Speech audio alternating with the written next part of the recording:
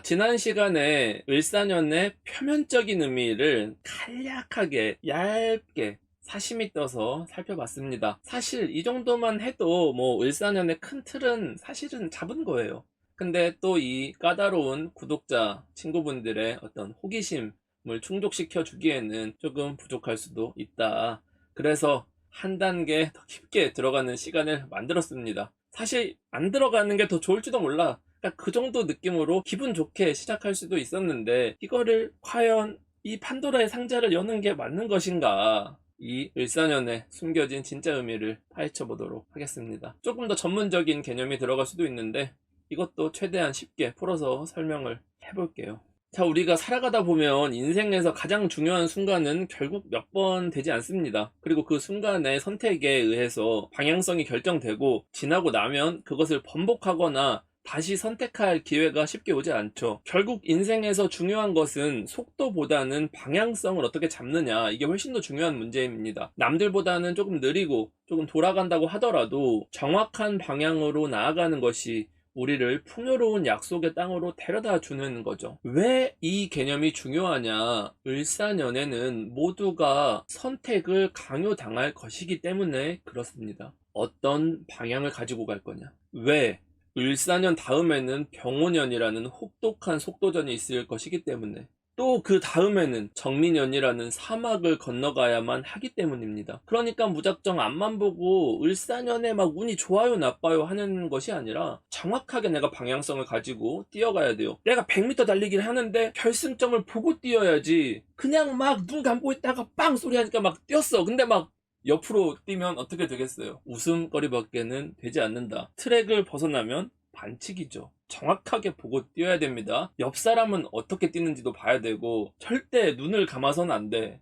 자꾸 눈을 감으려고 해요. 사람들이 진실을 보지 않으려고 해요. 갑진 때문입니다. 회피하고 싶은 마음. 하지만 병오년 정민년이라는 곳이 분명히 예정되어 있기 때문에, 우리가 가야 할 방향성이 정확하지 않다면 그냥 사막에 gat혀서 헤매다가 길을 잃고 빨라 비틀어져가지고 막 사막 속에서 막 그 텐트 쳐서 땀을 증발시켜서 물 먹고 이렇게 힘들게 살아갈 수밖에 없겠죠. 지난 운세에서 을사년이라는 것은 뭐냐? 꿈이 생긴다, 희망과 목표가 하나씩 떠오르는 시기라고 했어요. 운이 왔다고 그저 바라고 목표만 높게 잡아서 꿈만 꾼다고 해서는 이루어지지가 않겠죠. 방향을 정하고 현실적인 목표를 세운 다음에 긴 관점에서 여름을 지나서 가을까지 어떻게 갈 거냐 하는 이 대전략을 구상을 해야 됩니다. 특히 을사병오 정미라는 여름의 흐름이 어떻게 지나갈지를 일단은 파악을 정확하게 해야 돼요. 그리고 올해 을사년의 목표와 매월, 매주 내가 실천해야 될 구체적인 과제 같은 것들을 정리해야만 이 목표에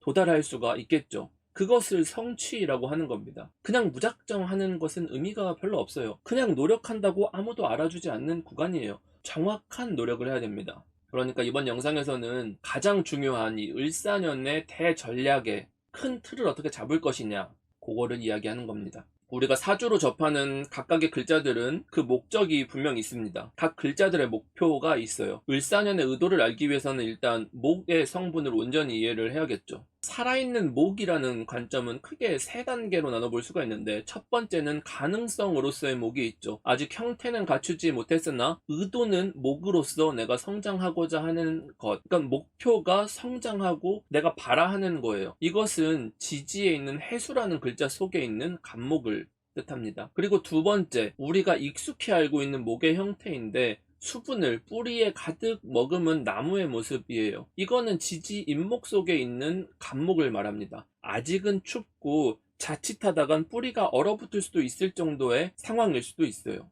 하지만 우리가 알고 있는 모습의 어떤 형체를 갖추고 있는 거죠. 그 다음 마지막 단계가 뿌리에 있던 수분이 줄기를 거쳐서 올라가서 꽃을 피우고 공기 중에 퍼져나가는 단계인 건데, 이게 을사년이 여기에 해당을 합니다. 자신의 모든 가능성과 에너지를 다 끌어서 꽃을 피우는 것을 말하죠. 단계가 지지에 있는 묘목 속에 있는 간목이 자라난 결과물이 을사인 거예요. 그러면은 이 목적성을 어떻게 읽어야 돼요? 단순하지 않죠.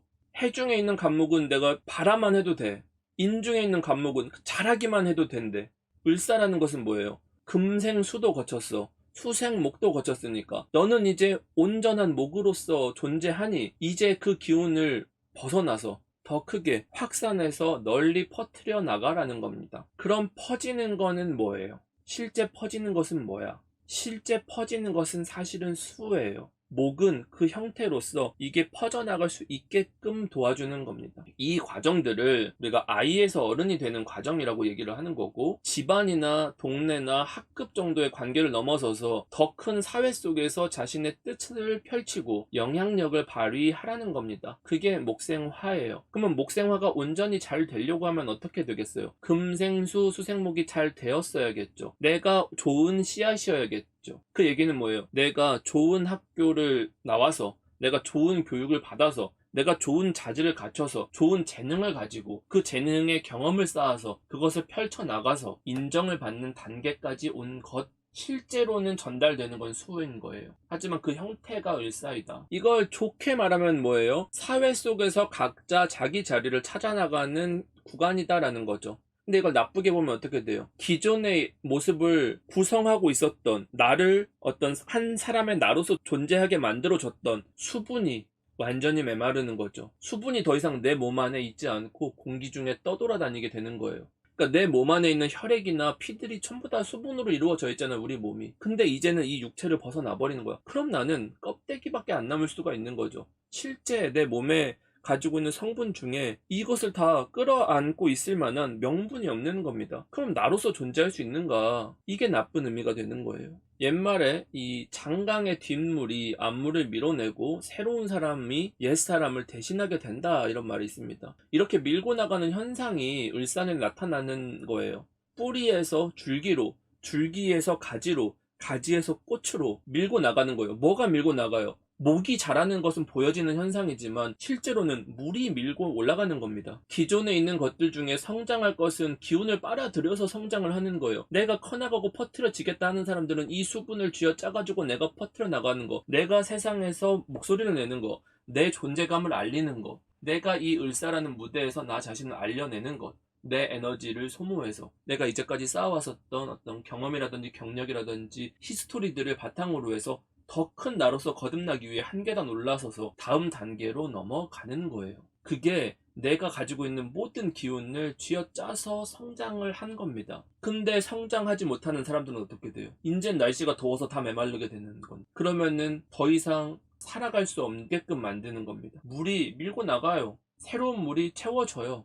그럼 우리 환경에서도 큰 변화가 생기겠죠. 항상 이 물이 밀려져 나간다는 것은 뭐냐? 새로운 계보를 만든다. 어떤 세대를 나눈다. 시대를 구분짓는 기준을 만든다. 그러한 계기도 생기고 현상들이 사회 곳곳에서 나타나게 될 거예요. 아마도 기존에 있었던 나이가 많았었던 분들이라고 하면 엄청난 위기감을 느낄 정도의 밀려남을 느낄 수도 있어요. 이 구간은 단순한 뭐 한 해 동안 뭐가 발달해서 변했어요, 뭐 AI 시대가 왔어요 같은 게 아니라 그냥 물리적으로 바뀌는 거예요. 사람 자체가 바뀌는 겁니다. 그래서 지난 갑진년 영상을 뭐 꼼꼼히 보신 분들이 계실지 모르겠지만 중요한 전략으로 세워드렸던 게, 사회 초년생이라면 내가 어떤 분야에서 전문성을 만들지를 반드시 정해라. 내 분야를 정해라.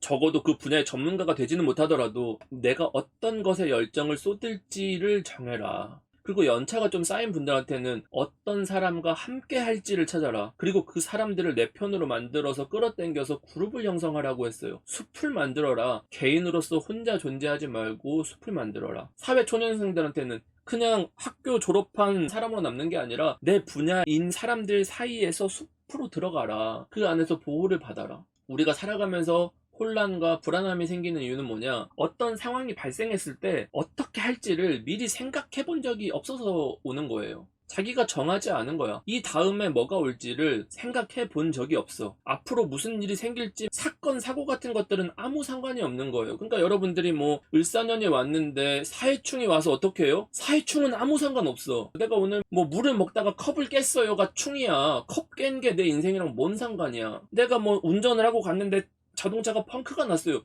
이게 무슨 상관이냐고. 내 인생을 전혀 바꿀 수도 없고 인생의 어떤 레벨을 바꿀 수 없는 이런 개별적인 사건들은 어떤 연속성을 지니지도 못하는 것이고, 거기에 무슨 성장이 담보된다거나 내가 무언가를 쥐어짜서 혼신의 힘을 들여가지고 막 인생의 목표로서 삼을 일들이 전혀 아닌 거예요. 방향을 정확히 알고 있어야 됩니다. 어떻게 가야 되는지. 그래서 이런 전략들을 세부적으로 잡아드렸죠. 갑진년에 어떻게 해야 되냐?